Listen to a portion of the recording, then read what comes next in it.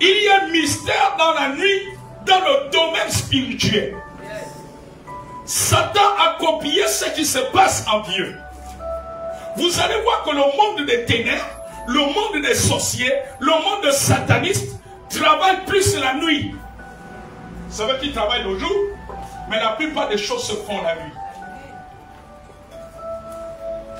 Alléluia. Parce que la nuit, il y a un mystère qui se passe. Les batailles du jour se gagnent dans la nuit. Ce n'est pas un hasard que l'apôtre Paul ont prié la nuit. Pourquoi il n'y a pas eu le tremblement de terre pendant le jour? Pourquoi les fondements ne sont pas renversés pendant le jour? Mais c'était pendant la nuit. Pendant qu'il priait, quelque chose de puissant s'est gagné, s'est produit. C'est la prière de la nuit qui avait entraîné la libération, la destruction. Bien-aimés en Christ, nos grandes batailles se remportent la nuit. Amen, amen, amen, amen. Nos délivrances se remportent la nuit. Amen.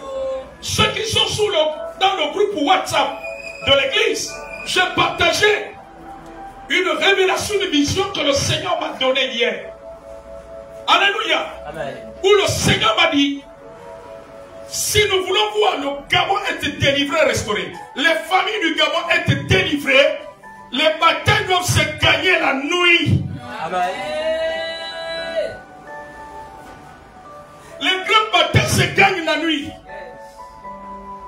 C'est dans la nuit que les fondements se sont écroulés. Tu me vois les fondements maléfiques s'écrouler au Gabon, s'écrouler dans ta vie, s'écrouler dans ta famille. C'est dans la nuit. Amen.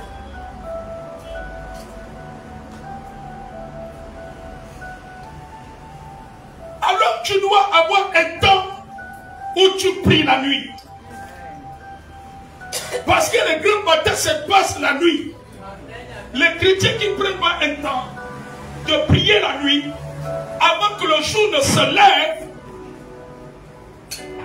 tombent facilement dans les pièges du diable de l'ennemi. Les conquêtes se passent la nuit.